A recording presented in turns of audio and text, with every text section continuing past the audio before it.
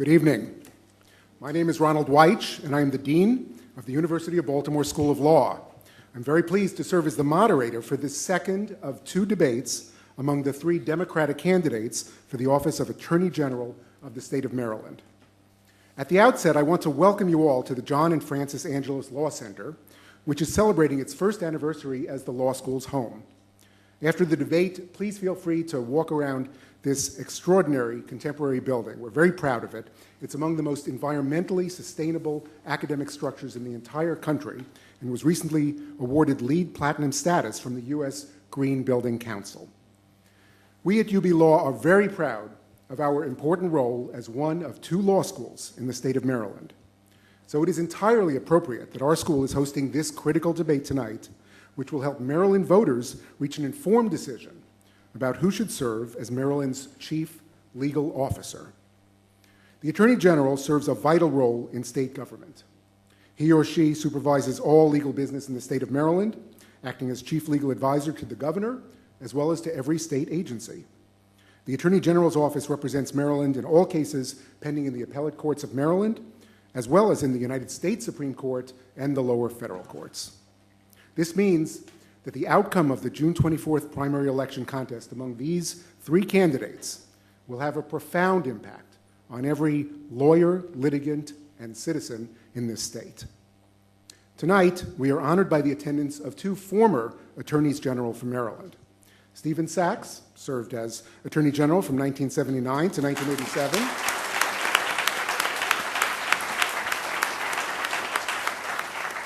And Joseph Curran, Jr. held the office from 1987 to 2007.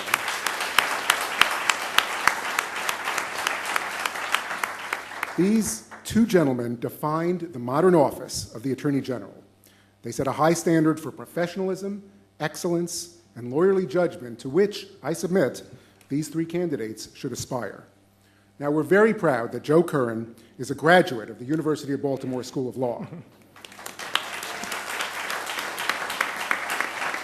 And Steve Sachs is a nice guy, too. So now let's get started. First, I will introduce our three candidates. Then I will introduce the panel of three journalists who will ask the candidates questions tonight. And then I'll review the debate format, which was agreed upon by the three campaigns and our law school. It is my privilege to introduce these candidates, and I will introduce them from your left to your right. Aisha Braveboy has served in the Maryland House of Delegates for 8 years, representing District 25 in Prince George's County.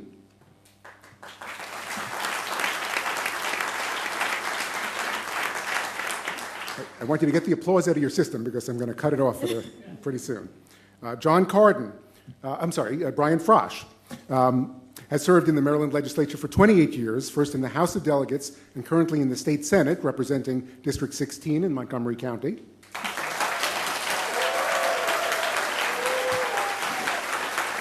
And finally, John Cardin has served in the Maryland House of Delegates for 12 years, representing District 11 in Baltimore County.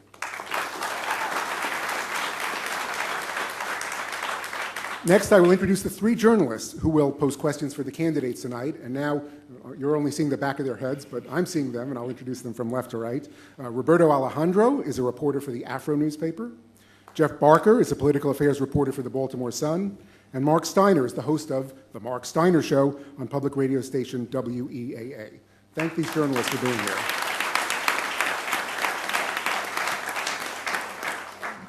Now, here are the ground rules for this debate, which will last approximately 1 hour. Each candidate will offer a 2-minute opening statement. After the opening statements, the candidates will answer questions posed by the journalists. Over the course of the debate, each journalist will focus on 2 of 6 specific topic areas identified by the campaigns. I want to emphasize that while the campaigns identified the topic areas, they did not identify the questions, and the candidates do not know the questions in advance. Every question will be posed identically to each candidate. For each question, I will indicate to the candidates the order in which they should respond, and that order will rotate throughout the debate. Each candidate has 90 seconds to answer each question. After the question and answer period has concluded, each candidate will have an opportunity to offer a 90-second closing statement. Now, the time limits will be strictly enforced, and our timekeeper, Dawn Harrell, a University of Baltimore student, is here. She's going to hold up a sign that alerts the candidates when they have 30 seconds remaining in their answers and when they have to stop. I will cut off the speakers if they exceed their allotted time. At my discretion, a candidate who is mentioned by name or alluded to by another candidate may be allowed a 1-minute rebuttal. That's my determination. No questions will be taken from the audience at this session. Obviously, there are lots of opportunities that you all and other members of the public have to ask questions of these candidates, but that's not tonight. And very importantly, and I want to emphasize this, I respectfully ask the audience to remain silent throughout the debate. At the end, we'll have an opportunity to thank all of the candidates and applaud them for their efforts, but we want to hear from them as fully as possible, and so please refrain from applauding until the conclusion of the debate. One final note, this debate is being live streamed on our law school website. That's law.ubalt.edu. And it will be archived on that site for those who would like to review tonight's proceedings. I actually just found out that Mark Steiner intends to broadcast the debate on his show in the coming days. Now let's begin. By random selection prior to the debate, it was determined that Delegate Braveboy would offer the first opening statement. Delegate Braveboy. Thank you. Good evening, everyone. I'm Delegate Aisha Braveboy, and I've been a practicing attorney for nearly 14 years. And I've represented the 25th District for 8 years. I currently chair the Legislative Black Caucus of Maryland and also the Consumer Protection Subcommittee for the Maryland House of Delegates.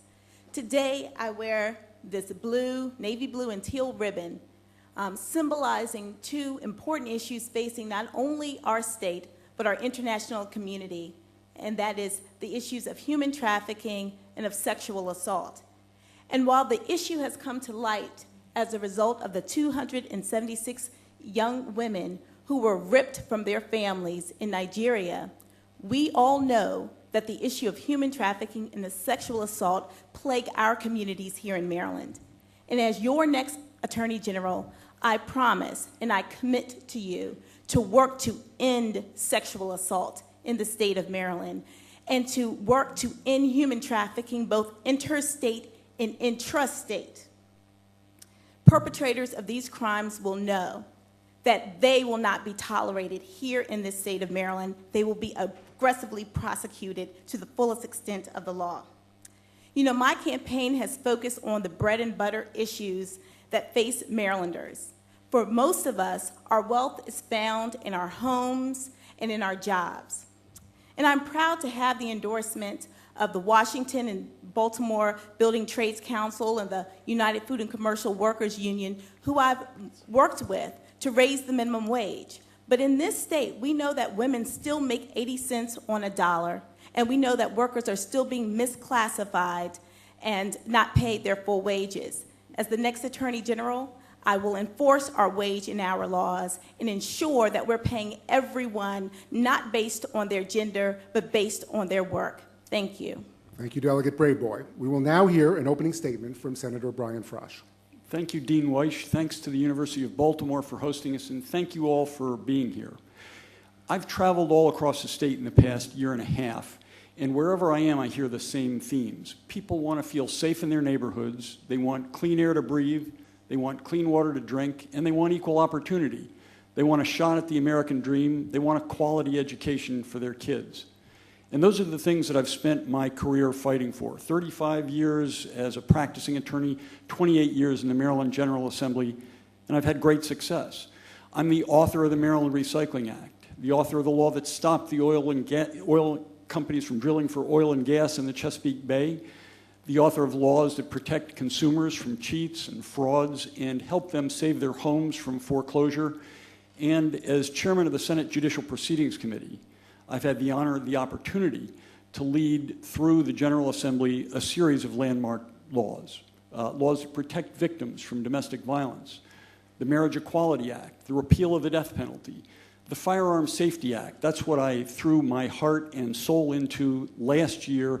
It is a law that will keep guns out of the hands of criminals, off our streets, and it'll save lives across our state. As Attorney General, I will show up and work hard for you every day. And I will continue to fight to make Marylanders safer. At home, in school, online. I'll stand up for consumers and working families. and I will crack down on polluters. I'll give voice to the voiceless. In short, I'll be the people's lawyer. Thank you. Thank you very much, Senator Frosh. And now we will hear an opening statement from Delegate John Carton. Thank you, Dean Weish, and to the University of Baltimore, and to the panelists, and thank you all for being here. We live in a rapidly changing world. I'm running for Attorney General to keep Marylanders 2 steps ahead of those new threats facing our families. 30 years ago, when you thought about public safety, it was about crime in the streets. When you thought about consumer protection, it was about making sure you bought a safe new car. When you thought about environmental protection, it was about keeping trash out of the ocean. When you thought about civil rights, the road to equality, the road to equal pay for equal work, the road to stamping out racial profiling was long and nearly impossible to navigate. And those issues are still with us today. Crime in the streets, trash in our bay, con artists and bigots are still out there. But the world has changed with the internet and other new technologies that exacerbate old problems. They give criminals new methods of exploiting you. So while reduction of violent crime is still our #1 priority, we also have to think about cyber crimes like hacking and online privacy and other cyber crimes. We have those age-old issues of consumer protection, but we also, like, for example, onerous utility bills or lead-laced toys that are coming in from China that your children are chewing on. But we also have those new issues like websites that are stealing your credit card numbers or phishing for personal information. We still have to get trash out of our bay. We also have to think about carbon emissions and their impact on climate change. And today's struggle for for civil rights includes not only stamping out racial profiling, but we also have to stamp out domestic violence and make sure that voter ID schemes are not taking away your right to vote. As one of the most progressive and pragmatic legislators in the General Assembly, as a general practice attorney, and as an unapologetic supporter of democratic principles, I am uniquely qualified to tackle these next generation issues without losing sight of those old and persistent problems. I'm excited about this race. I'm excited about protecting you. Thank you. Thank you, Delegate Carton. The first question for our candidates will be posed by Roberto Alejandro from the Afro and will be answered first by Delegate Braveboy, then by Senator Frosh, and then by Delegate Carton. Thank you. The first question deals with your qualifications for the office of Attorney General. All 3 of you have served in the General Assembly, and all 3 of you are experienced attorneys. Please speak about your experience as legislators and as attorneys and how it would inform your work as Attorney General. Thank you so much for that question. You know, as a legislator, I co-sponsored bills to give homeowners protections against foreclosure, but as an attorney, I'm the only candidate running for this office that's stepped up to the plate and represented families on a pro bono basis who wanted to stay in their homes. I did that for several years, and I continue to help other attorneys get trained and become pro bono attorneys to assist families. You know, as a legislator, I raised the dropout age in the state from 16 to 18 because what I understood is that young people needed to stay in school so that we can end this thing called mass incarceration. But as an attorney, I have served as pro bono counsel for the last 10 years to a juvenile diversionary program that has diverted over 3,000 young people out of the criminal justice system and on a path to success. In addition, I've worked very hard with our homeowners associations and condo associations as a legislator, giving these members additional protections. But as an attorney, I've represented cooperative owners who were being treated unfairly by their housing cooperative. You see, I practice what I preach. I practice what I legislate. And it is because I practice that I know the need to reform and change laws here in the state of Maryland. And as Attorney General, I will continue to protect the people here in this state. Thank you, Delegate Braveboy. Now, Senator Frosh. Thank you. I've been practicing law for more than 35 years. I've been named by U.S. News and World Report as one of the best lawyers in America. I take on tough problems in the General Assembly, and I get them done. I get them solved. I lived through the Senate, the reform of the foreclosure laws. We had the fastest foreclosure process in the United States. That's good for banks, not good for homeowners. We fixed that. We gave homeowners more of an opportunity to cure their defaults, better notice and an opportunity to negotiate with their lenders. I show up every day and I work hard. And that's in sharp contrast to John Carden, who missed more than 75% of the votes in the House Ways and Means Committee this year. And his explanations for this have shifted and changed, but the fact is that he has the worst voting record in committee of any member of the House of Delegates. That's last out of 141. And it's not just this year. There's been a pattern. Last year, he missed more than 20% of the votes. The year before, we had a special session in 2012. We were there for one reason: casinos. We had to vote on the casino bill. It was assigned to the Ways and Means Committee. It was controversial. There were many amendments, and John didn't show up to vote. I can promise you that as Attorney General, I will be there, I will work hard, and I will solve the tough problems that the office faces. Okay, I'm going to exercise my prerogative as the moderator to give Delegate Carden an extra minute to rebut the specific allegations from Senator Frosh. As a result, Delegate Carden is to be given 2.5 minutes, 1 minute rebuttal plus his 90 seconds to answer the question. Thank you very much, Dean. Senator Frosh, you know how it works in Annapolis. It's disingenuous and intellectually dishonest to suggest that I missed 75% of the work, and you know that. For those of you who are not Annapolis insiders, let me remind you how it does work. All the markups, all the amendments that we vote on, all the debate happens in subcommittee. I have 100% attendance and voting record in subcommittee. In fact, I have a greater than 90% attendance record in my 12 years in the General Assembly. There was not, in fact, a single bill that was affected by my missed votes. Like every working parent, I strive to balance between my job and my family. I did 100% of the work for the citizens of my district. Then I went home to address the health concerns of a pregnant wife during a rocky first trimester. You know that. But since we're speaking about missed votes, I want to know why, Senator Frosh, you abstained when your committee voted to require criminal background checks for employees at daycare centers. I want to know why you abstained when your committee voted to increase the maximum penalty for a person convicted of rape in the second degree. For a child under the age of 13, why do you duck these votes? But let me go on to the differences between us. I have 14 years of experience as an attorney. I am a general practice attorney. When children are being harmed in schools, I am not afraid to sue a school system because they're being bullied or taken for granted. When energy companies are trying to put explosive gas pipelines under people's properties, under their porches, I am not afraid to go after them and make sure that they understand that Maryland's going to do something about that. I've spent my career dealing with the civil rights of individuals as the chairman of the Election Law Subcommittee for the last 8 years. I have reenfranchised thousands of voters whose rights to vote have been taken away. Those are the kinds of things that I have done as the chairman of the Election Law Subcommittee and as a lawyer. I'm excited about this race because I'm excited about talking about the issues. Who's here to protect the citizens of Maryland? Who's here to use their legal skills and their legislative perspective to make sure that every Marylander is treated with equality and with protection? Thank you. Thank you, Delegate Carden. I'm going to give Senator Frosh 1 minute to rebut the allegations from Delegate Carden. Thank you. Look, I've long had reservations about mandatory minimum sentences. It turns out I'm not alone anymore. The Attorney General of the United States is opposed to mandatory minimum sentences. Republicans on my committee and throughout the nation are opposed to mandatory minimum sentences. I think they're a problem. They've led to the mass incarceration that we suffer from in our country and in our state. But John, you're wrong about the statement you made about subcommittee.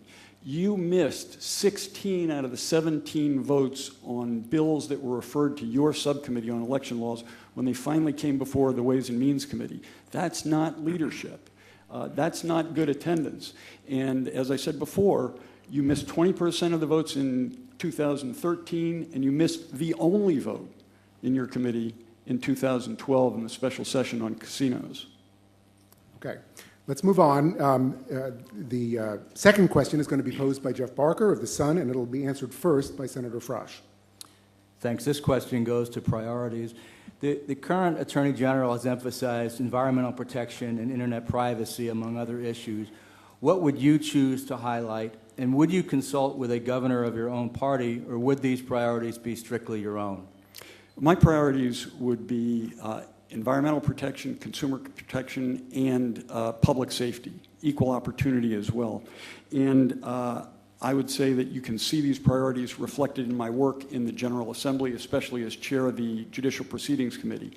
I'll be implementing as Attorney General many of the laws that I wrote or led through the General Assembly, and let me give you some examples. I added language to the Firearms Safety Act that we just passed last year that gives our state police oversight over gun dealers in this state, because we know that 1% of the gun dealers sell 60% of the guns that are used in crimes. As Attorney General, I'll enforce that law. I know where the bodies are buried. I was the author of the State Brownfields Act. That's the law that has allowed the cleanup of thousands of acres of contaminated industrial sites throughout our state. It was a tough negotiation, but we struck a good balance between the environment and between redevelopment. I know how to get that act to work for the people, to create jobs, to make our water safe, to make the people who live around those sites safe. One more, the False Claims Act, the False Health Claims Act, is a law that I led through the Senate, having sponsored for several years. It's the law that lets the Attorney General prosecute and collect from people who defraud our state on their Medicare charges. I will be aggressive in pursuing and enforcing that law. Thank you, Senator Frosh. Delegate Cardin, question about priorities. Thank you very much. And I think talking about priorities, I have 4 priorities: public safety, civil rights, environmental protection, and consumer protection. Regarding public safety, we have to make sure to keep our people safe and sound and fight against violent crime. It's got to be our number 1 priority. Civil rights, we have to make sure that everybody's treated fairly and equally with dignity and respect. Every single Marylander deserves that. In terms of environmental protection, it's not just good enough to clean up our bay. We have to make sure that clean air is breathed by all of our kids, and clean water is drunk by everybody in the state of Maryland. And in terms of consumer protection, if you are wronged, if you're exploited or taken advantage of, you need a place to go. I want to be that place, and I will make sure that my office is available to you. I understand. I think the question, though, Jeff, was about cyber issues specifically, or you actually addressed cyber issues specifically. And I think I understand the issues that will affect our families in the future, and I understand the issues that are affecting them now. I have made it a priority to understand both the promise and the limits of technology in my campaign. The best example of not understanding those limits of technology is Senator Frosh's failed plan to have computers decide who gets a bail and who stays in jail. Senator Frosh proposed what many experts consider a multi-million-dollar scheme in which computers would determine somebody's freedom. Now, many other states do, in fact, use computers, but every state in the nation, there's not one other jurisdiction in the nation that relies solely on a computer. That's Orwellian, it's inappropriate, it's a limit to technology, and I just believe that Senator Frosh doesn't understand this. Senator Frosh, do you want a quick rebuttal before we turn to Delegate Brayboy's answer to the question? Okay, thank you very much. John, that's the comic book version of a serious, complex issue. On this subject, I sat down with the prosecutors, the public defenders, the heads of our local correctional systems, the Department of Public Safety and Corrections, and the governor's office. And they all helped me put that bill together. They all supported it. And by the way, so did the Baltimore Sun and the Washington Post. The bill that we came up with would have made our administration of justice fairer and more efficient. It would have saved the state millions of dollars. It would have kept nonviolent offenders out of jail. It would have saved our local correctional facilities millions of dollars as well. Thank you. Delegate Brayboy, you're answering the question that Jeff Barker posed. Thank you. The 3 areas that I would focus on is consumer protection, education, and the preservation of homes and home values here in the state.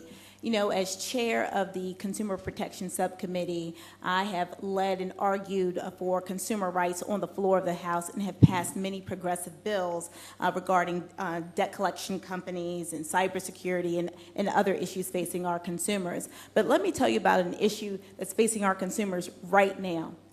You know, Maryland led on the implementation of the Affordable Care Act. But guess what's happening now? Insurance companies are trying to make a windfall off the backs of consumers. Do you know that CareFirst, the largest provider of health care here in the state of Maryland, recently proposed another 23 to 30% rate increase over the next few years? This really flies in the face of what the Affordable Care Act was supposed to do. It's there for consumers, not for insurance companies to have a windfall. And as your Attorney General, I will intervene in these types of rate proceedings on behalf of consumers of this state. Education, I hope we get further into this question later. You know, Maryland lost a significant civil rights lawsuit with respect to the historically black colleges and universities in this state. It is a travesty that the state of Maryland has been defiant and arrogant in its treatment of historically black colleges. And as the next Attorney General, I will counsel the next governor to end this lawsuit, end this litigation, and create a fair and just economic, educational system. Thank you. Thank you, Delegate Brayboy. Before we get to another question, I'm going to be a little bit of a law professor here. Jeff Barker's question had an element that I think none of the candidates directly addressed, so I'd like them to come back to it, starting with Senator Frosh. Jeff asked whether your priorities would be influenced by the priorities of the governor. To what extent would you be carrying out your duties independently, or would you be the governor's lawyer, at least in part? Senator? Well, in terms of priorities, I would be acting independently. The Attorney General has to act as counsel to the governor, to all the state departments, to the General Assembly. But the Attorney General has and should have his or her own priorities.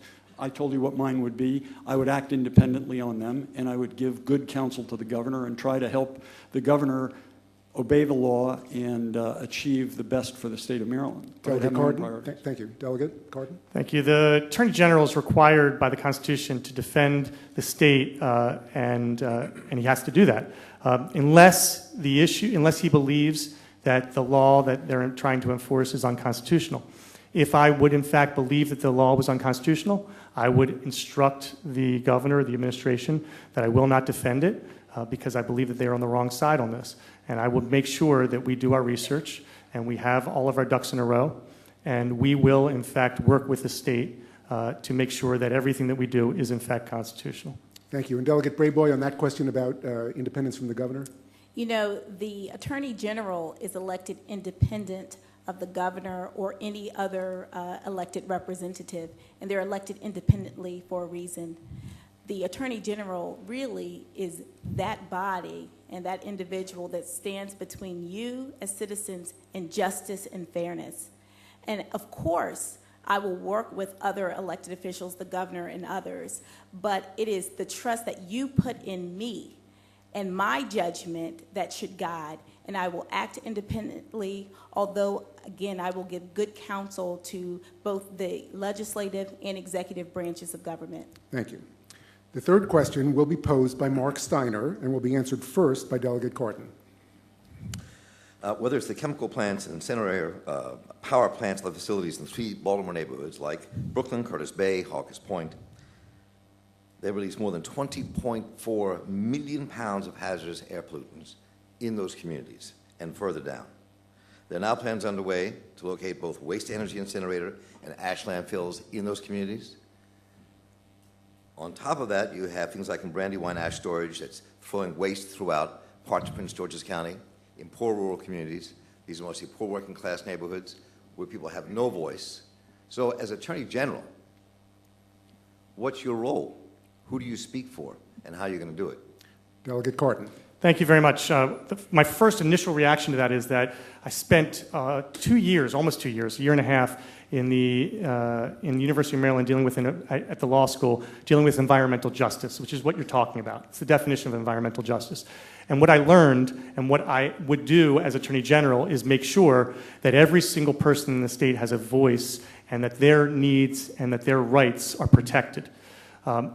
We have to uphold the regulatory environment of the state to make sure that every single person's health is protected. But we also have to focus on making sure that we're looking ahead to see the problems of tomorrow. So my plan on environmental protection and on environmental justice is this. We have, over the last 9 years, we have reduced the environmental crimes unit from 12 people down to 5, 3 attorneys and 2 investigators. That is ridiculous, and it's got to change. We need to get back up to 12 and perhaps elevate it. In fact, I think we will elevate it to its own separate division. And what I look at is a division that will deal with in 3 different ways. It would be education, mediation, and litigation. First, we have education. We should use the office to make sure everybody understands what these rules are, so we can get companies, we can get organizations that are polluting the environment in compliance. If they're not in compliance, but they want to be, we will mediate, we will expeditiously save money and make sure that we are getting people in compliance. And if they are bad actors, they won't do it, we're going to litigate. I'm usually on the right side on that. Thank you. That's what I do. Thank you, Delegate Cardin. Delegate Braveboy. Thank you very much. You know, in a state like Maryland, or really anywhere, you know, your health should not be determined by your race or your socioeconomic status. And there are far too many communities in our state that are plagued by rubble fills, landfills, and other facilities that bring toxins into our environment. So as the next Attorney General, I will enforce environmental justice, and that means our environmental division needs to work in conjunction with our civil rights division, because every person in the state deserves to breathe clean air, have clean water, and live in an environment that is conducive to growth. You know, I understand the issue of placing or having these types of facilities, you know, just crowded into communities. It happens in Prince George's County, it happens in Baltimore City, it happens elsewhere in the state, where people who don't have a strong voice, who are not as wealthy, who are oftentimes disregarded by politicians, get stuck with all of these facilities that are hurting them and causing them to die early. It's a huge problem in our state, one that I absolutely will address as the next Attorney General. Thank you. Thank you. Senator Frosh. Thank you.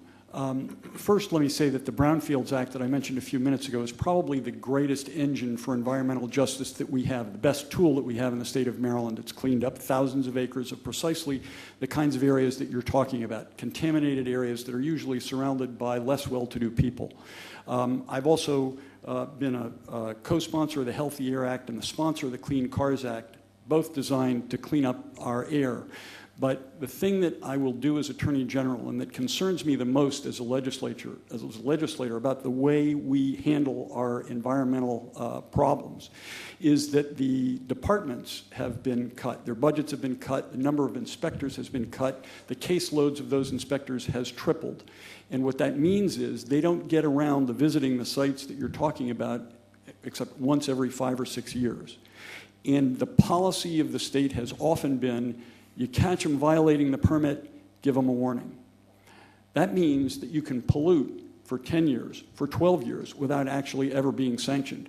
When I'm Attorney General, they'll get a warning, but it'll be on the first day I take office. After that, anybody who violates the law will be sanctioned. Thank you, Senator. We'll now have a question from Roberto Alejandro, and it will be answered first by Delegate Braveboy. This question, broadly speaking, deals with public safety. One of the things that has most impacted public safety in Maryland is the legacy of de jure segregation, which historically limited the possibility of meaningful economic development, especially in our African American communities, leading to poverty and crime. According to a recent federal district court ruling, Maryland has preserved a vestige of legal segregation in its public higher education system through the practice of program duplication, in which traditionally white institutions duplicate successful programs at historically black institutions, affecting their ability to attract students and funding, and thus limiting their ability to reverse the legacy of segregation in our black communities through a quality education. As Attorney General, how will you advise the state with respect to the constitutional issue of duplication in the Maryland university system? Delegate Braveboy. Thank you very much for that question. You know, this issue is very near and dear to me. You know, as a delegate and as chair of the Legislative Black Caucus, I, went to our current governor and said, Mr. Governor, this is before the decision came down. Mr. Governor, the state is wrong here. We're going to lose this lawsuit. But the current administration was very arrogant, very defiant on the issue of program program duplication on the issue of underfunding our historically black colleges and universities. Even though historical documents produced by the state showed that programs had been duplicated and that the universities had been underfunded. So now we're in a situation where the parties are in a mediation phase trying to mediate a remedy after the state was found to have violated both the United States Constitution Equal Protection Clause and the Civil Rights Act of 1964.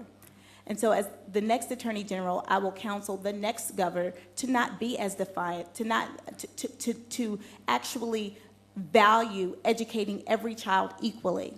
And the issue of program duplication is one that is significant not just here, but all across the nation. And we can be a leader here in the state of Maryland by passing legislation that would absolutely deny the issue of program duplication at other universities, so that historically black college and university programs will not be duplicated by other institutions in this state. We must value every single institution in our state equally. Thank you. Senator Frosh. Thank you. The historically black colleges and universities have played a vitally important role in educating our youth in this state, and they will continue to do so. Judge, we have to help them succeed, and Judge Blake found that Maryland is violating the law as it affects the historically black institutions. The Attorney General represents both the HBCUs and the traditionally white institutions. The judge ordered the parties to mediate, and that's the appropriate action here.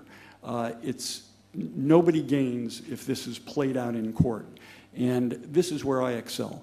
I know how to bring people together. I know how to find common ground. I've done this in the courthouse. I've done it in the State House. I'll do it as Attorney General. Thank you. Delegate Cardin. Thank you, and thank you for this important question. So I'm gonna reiterate what it was, because in the beginning people didn't actually hear. The AG is constitutionally required to defend the state unless he believes or she believes that the action violates the Constitution. So a district court found that unnecessary duplication of programs was exacerbating segregation in our HBCUs, violating the 14th Amendment of the Constitution.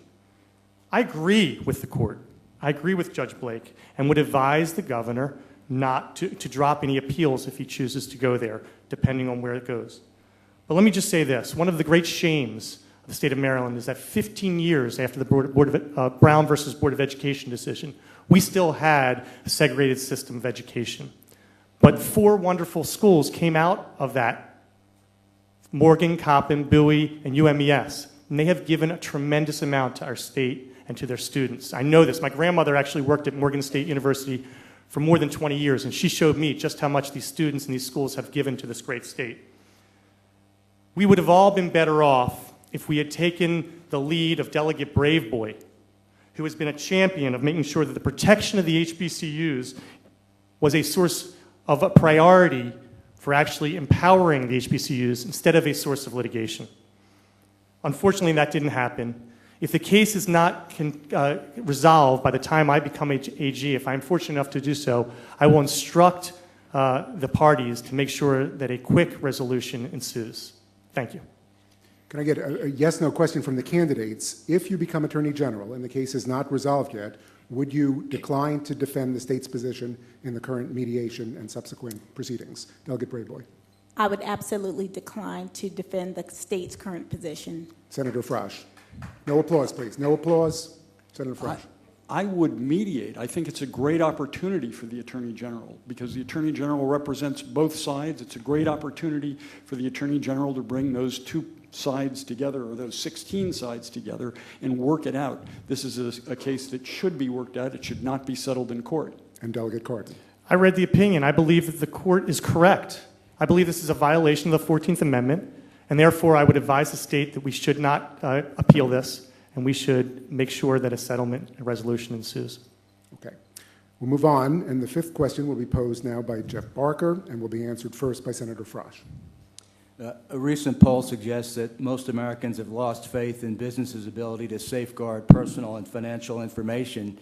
Is there a role, even an educational one, for the Attorney General on this important issue? Absolutely there is. I'm the author of the law that gives the Attorney General the authority to prosecute cases of identity theft, and that's what's occurring every day. It happens with these hack-ins to institutions like Target, stores like Target, and all over the country. They're difficult to prosecute because often they're occurring outside of our boundaries, outside of our shores.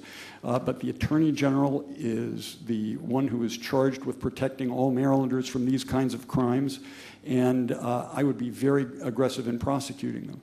The Attorney General also has, due to legislation that I sponsored, the authority to prosecute violations of the federal laws relating to telephone solicitations that are illegal under the FTC's regulations and that are used to scam people from there as well.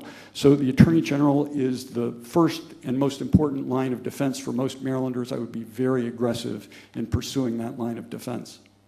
Thank you. Delegate Corden.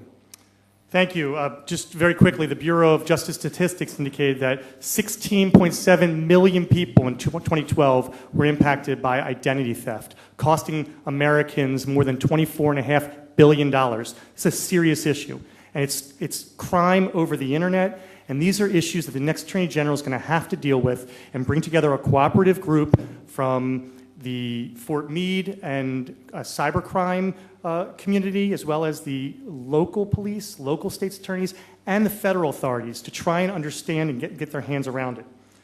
But if you want to talk about protecting Maryland taxpayers, let me remind everyone what Senator Frosh and I told WBAL 2 weeks ago about the failed healthcare exchange. I said that the company that was responsible for that debacle, Noridian, made a contractual promise with the state of Maryland to deliver a functional system, and they broke that promise. I pledged that I would sue them to get back the nearly $100 million of their breach of contract cost the state. Senator Frost said that if there had been no crime, he wouldn't even bother investigating the company. The job of the AG is to ensure that those who break their contracts pay the state for the damage they caused. Senator Frosh, would you like to change your answer from 2 weeks ago? Indeed, I'm going to give Senator Frosh 1 minute. Thank you very much. Yes. No, I gave the right answer 2 weeks ago. The question was, do you think that the Attorney General should investigate whether or not there was a crime committed? I said no. I said, if the Attorney General thought there was a crime committed, absolutely should investigate. I also said that the Attorney General is the one who is charged with recovering the state's money when there's a breach of contract, as there is in this situation. It remains to be seen how much our losses are, and I can promise you that once that's determined, and once I become Attorney General, I will sue the vendor and recover the state's money. Delegate Brayboy. Thank you very much. I absolutely would aggressively prosecute those who are engaged in identity theft and other cyber crimes. You know, as chair of the Consumer Protection Committee, these are issues that I've dealt with over the past few years. And let me tell you about a bill that I led in the passage on the floor of the House, and I argued in support of this year on the floor of the House. It was a bill that would require notification to customers who go into stores where those stores are actually tracking you by using your Wi-Fi. So if you have a handheld, a device like a mobile phone or an iPad or some other tablet, the stores can actually tap into your Wi-Fi and follow you around the aisles. They'll know exactly where you're stopping, how long you're looking at certain items. This is a significant issue. Most of us don't even know that we're being tracked and followed when we go into stores. And do you know that some individuals in the House didn't even want us to notify consumers? We absolutely must protect consumers in this state. And as Attorney General, I will certainly make sure that that's on the top of my priority list. Thank you. The sixth question will be posed by Mark Steiner and will be answered first by Delegate Cardin. The highest court in the state of Maryland reached the Richmond decision. First, they said that it was going to, that decision, for those who don't know, was a decision saying that people have a right to a lawyer at their very first bail hearing. As soon as they're there, they're a right to a lawyer. When that first happened, it was said it was statutorily approved. The state legislature jumped in and said, okay, we'll change the statute. And we'll talk about your roles in that. And B, then when it went back to court, it was found constitutional, a constitutional law that said, yes, they have a right to a law. The highest people in the state, the governor, the attorney general, president, senate, decided they were going to say, we don't care, we oppose this. And the attorney general at that time, Gansler, put his two best attorneys for years, for 7 years, to fight the right for people to have a lawyer at their first bail hearing. So A, if you were attorney general now, what would you have done instead, or would you have done that? And B, what have you actually done to ameliorate the issue and ensure people's civil rights that they have a right to an attorney at bail? Okay, Delegate Court. At first bail hearing. Thank you. So to answer the first question, I think it was a good decision by the court. I have been practicing criminal law for the last 14 years, and I understand, I've been in the trenches and understand and I'm oftentimes in bail reviews handling these on a day-to-day basis. I understand how important it is for a defendant to have a lawyer at the time of their bail review. This is about freedom. This is about their constitutional right to a lawyer. This is about important constitutional issues. I proposed an amendment on the floor this session to try and deal with this, ameliorate the situation, and come up with a proposal that would actually work and save Maryland millions and millions of dollars. We got a tremendous amount of attention to it. It was to bring Rule 16 attorneys from University of Baltimore, University of Maryland, and perhaps other law schools from the region, along with the supervisors, to come and handle many of these matters and bring panel attorneys to handle the rest of them. This was the right way to go. Unfortunately, as I already mentioned, no other state in the nation uses a computer system to fully determine somebody's freedom. To rely solely on a computer system is Orwellian, it's un-American, and unfortunately, we would be the only place in the entire country to do it. I think that there's a reason why every other state has a human being as the final arbiter. I think that that's a limit to technology, and I would be very concerned with having computers do the whole thing. Thank you. Delegate Braveboy. Thank you. I sit on the House Economic Matters Committee, but I also chair the Legislative Black Caucus. And when this bill was being debated in the House Judiciary Committee, I worked along with other members of the caucus, like Delegate Jill Carter, who's with us this evening, to really look at the issue of fairness and justice in our criminal justice system. In order for our criminal justice system to work, it has to be fair to both the public and to those who are defendants, because there is a presumption of innocence that follows them. And I did a lot of research in this area. I talked to the experts as well. And what I realized is that this tool, the tools that are used in other states, number one, take years to develop. Not 1 year, not 6 months, but 3 or 4 or 5 years. And nowhere in this country does a tool determine whether or not someone will be released, which is called administrative release. The tool is used to inform the judge. The tool provides objective criteria that the judge can use to make a decision. I think that's the right and fair thing to do. I think we have to reinvent what we call our system of justice here in Maryland. We use commissioners at bail hearings, and then at some point a defendant goes before a judge. What we need to actually do is relook at how we deliver justice. We need to look at 24-hour courts. We need to make sure that we are available and open to the public at every stage. Thank you. I'm so sorry. Thank you. Senator Frosh. Well, Mark, I took the lead in trying to solve this problem twice. In the first go-around, I think that individuals are absolutely entitled to counsel anytime their liberty is at stake. So I believe that the Court of Appeals decision in the second round of DeWolf versus Richmond was right. In the first round, I didn't have the juice to get counsel at bail reviews before district court commissioners. So what I did was, number one, I got them before district court judges where they didn't have them before. And number two, I added an amendment that gave police the discretion, instead of arresting people and taking them to jail where they would have to go before a district court commissioner and have their liberty determined. I got the police the authority to issue citations instead of making arrests and dragging people off to jail in handcuffs.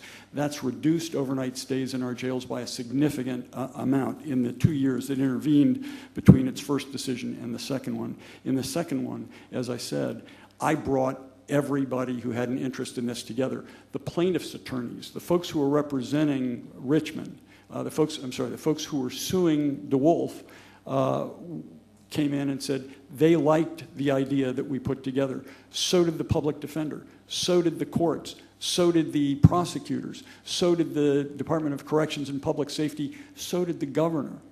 It was a good solution. It was unusual and it was difficult, but it would have saved us money and it would have meant more people went free earlier. Okay. We have time for another question before closing statement. So, Roberto Alejandro, would you ask a question that will be answered first by Delegate Braveboy? This question also touches on the issue of public safety. Gun violence remains stubbornly high, especially in places like Baltimore City. As Attorney General, how will you work to keep guns off the streets of Maryland? Thank you. You know, we passed a very, aggressive Firearm Safety Act in the state of Maryland. But the reality is most of the individuals and most of the crimes are not being committed by people who are legally obtaining guns, but they're being caused by individuals who are engaged in illegal gun trafficking. And in the bill that we passed, the Firearm Safety Bill that we passed, I actually put an amendment on that bill that would give the Attorney General's office and others the ability to investigate and work collaboratively with local law enforcement to investigate illegal gun trafficking in this state and have a coordinated approach to dealing with this issue. You know, guns just don't come into our state randomly. This is an organized effort to put guns in the hands of criminals in the state. And as Attorney General, I will work with local law enforcement, with the U.S. Attorney's Office, to not only investigate, but also to prosecute those individuals that are bringing illegal guns into our state, that are causing the deaths of young men and women all across our state. This is the most important issue when it comes to public safety that the next Attorney General has to deal with. The Firearm Safety Act was great. It had a lot of great components in it. It talked a lot about, mental health issues and things like that, but illegal gun trafficking is the #1 problem. Thank you, Delegate. Senator Frosh. Well, I was the leader and the architect of the Firearm Safety Act. And it has a number of important provisions that will make us safe and that the Attorney General can enforce. As I mentioned a few minutes ago, giving the state police the authority to investigate and audit gun dealers is incredibly important for keeping guns off our streets. We had a store in Baltimore County that was charged with 900 violations of federal law, and yet it took the Bureau of Alcohol, Tobacco, and Firearms 9 years to put them out of business. As Attorney General, I will promise to do everything I can to make sure that someone like that doesn't darken our door again. If they do, they'll be put out of business right away. The Firearm Safety Act also bans the sale of assault weapons, magazine clips with high capacities with more than 10 rounds. It requires, and this is probably the most important provision, it requires fingerprint licensing before you can purchase a handgun. And that by itself will deter people and stop straw purchases. We know that our neighboring jurisdictions, New Jersey, New York, Massachusetts, Connecticut, that have laws like this, have lower rates of gun deaths, lower rates of gun violence than does Maryland. So the Firearm Safety Act will help make us safer. As Attorney General, I wrote the law, I'll enforce it. And Delegate Cardin. Thank you very much. This is a very important question. First of all, we are all co-sponsors of the Firearm Safety Act. The FBI has indicated that we are the 9th most dangerous state in the nation. It's a serious problem. I wrote a bill that would dedicate all the tax revenue from bullets and from guns to reduce the backlog for the state police because we have let 364 guns go in a gaping loophole in the Firearm Safety Act, which needs to be closed up. And I've worked with the National Association of Attorneys General to learn best practices to make sure that we're cooperating with our federal authorities, our local state's attorneys, our local police, our state police, to bring together everybody to go against violent crime, to fight against the illegal gun trade. But Senator Frosh, you voted against some of the most common sense and practical reforms to protect our children and our families. You tried to kill a bill that would keep child rapists in prison. You've consistently killed bills that crack down on predators who sexually assault children. You killed a task force to study child abuse and neglect. A task force. What great evil could have come from a task force to study child abuse and neglect? I'm sure you have your reasons for voting this way.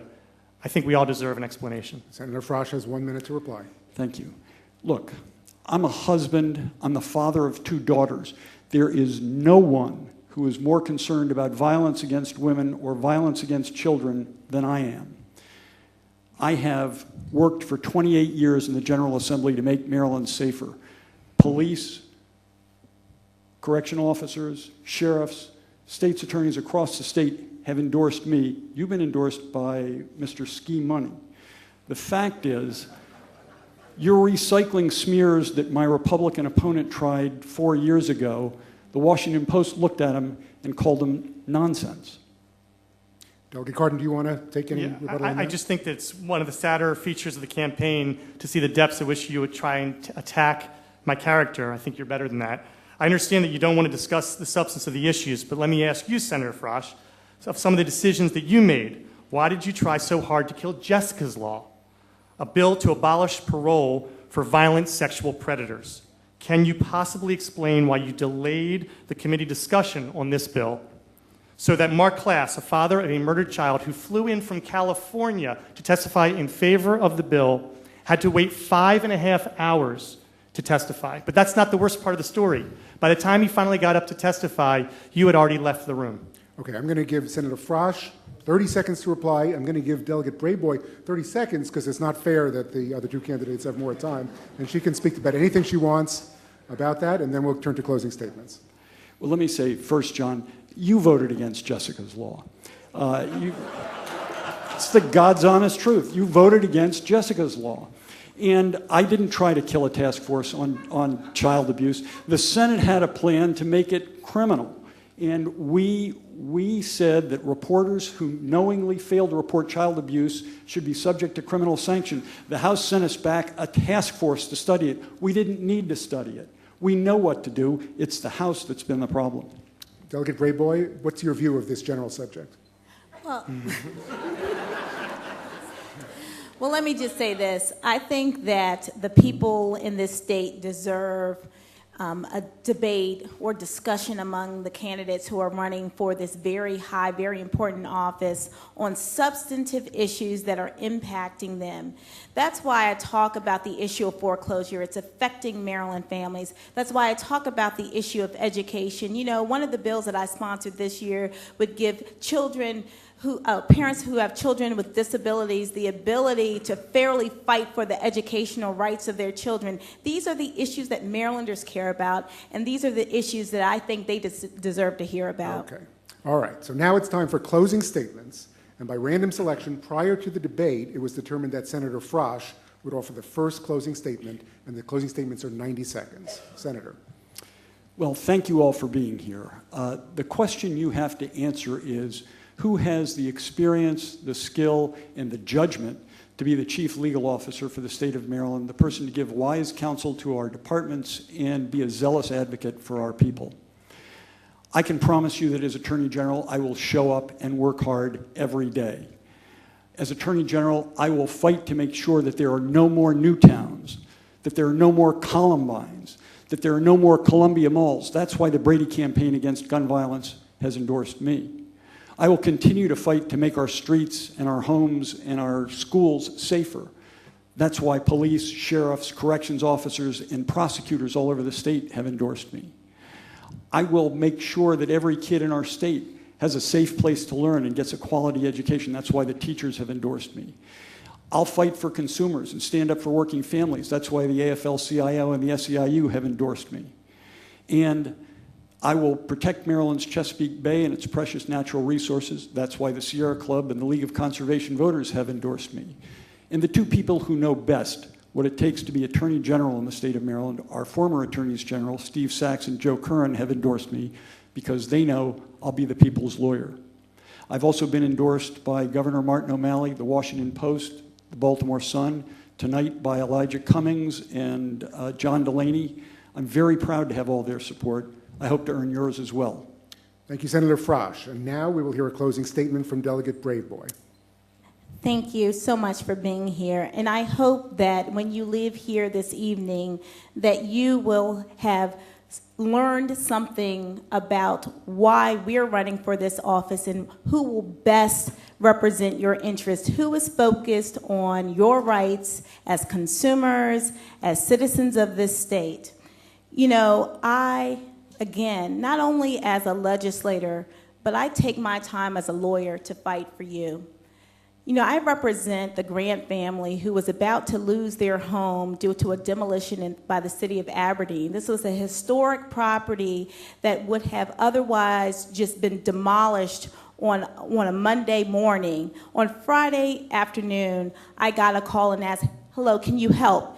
I was in my last couple of weeks of session, but instead of me saying, well, I don't have the time, I said, you know what, I don't want to lose this historic property.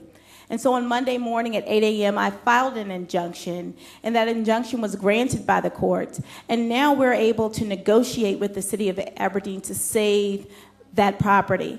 You know, the Attorney General is not about making friends, not about special interests. It's about fighting for your rights, standing up for you. I have demonstrated the ability to do that, not only as a lawyer, but as a legislator. And I will stand up for you and your rights only as the next Attorney General. Thank you. Thank you. No applause yet. No applause yet. Thank you, Delegate Braveboy, because finally we'll hear a closing statement from Delegate Cardin. Thank you very much, Dean, and thank you to all of you for being here. First of all, let me start off with saying that I voted in favor of Jessica's Law, and we will have the materials for everybody after this debate. And the reason I voted for it is because I'm interested in protecting our families and our children. I want to end with a story. It's a story about a young girl named Grace. Grace was a promising 15-year-old Howard County student, but Grace was being bullied. It wasn't the kind of bullying you may remember from the schoolyard. She was being bullied over the internet. Every day, for months on end, she was getting threatening emails of sexual assault and rape. She couldn't take it anymore, so she closed her computer down because every time she read an email, she felt like she was getting punched in the gut, and she stayed home from school. And her friends would call her at night and say, did you see what he wrote about you on Twitter? What he would do to you if you came to school the next day on Facebook? Tragically, Grace couldn't take it anymore and took her own life 2 years ago, Easter Sunday. But here's what we did about it. With the help of Grace's mom, we passed the toughest anti-cyberbullying legislation in the country. We are now a national leader on keeping our children safe on the internet. My daughter's 2 years old. Before she even learned how to walk, she was already playing music on my wife's iPhone, and she was dialing her grandparents who live in Boston over Skype. The most important job of the Attorney General is to keep Maryland's families safe from the dangers, both new and old. If I'm fortunate enough to win, I will pursue that goal with energy, passion, and vision.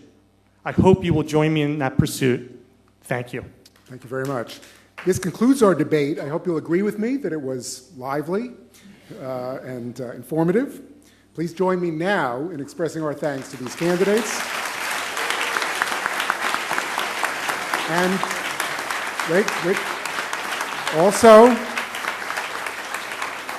let's also thank the three journalists who have posed questions. And finally, permit me to thank my colleagues at the University of Baltimore for helping in various ways to make this debate possible. Our law school is very proud to have played its part in this vital civic exercise. Thank you for attending the debate, and please be sure to vote in the June 24th primary election.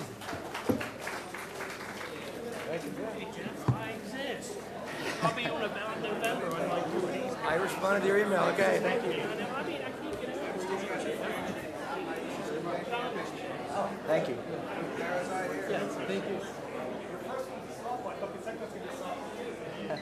Came out strong.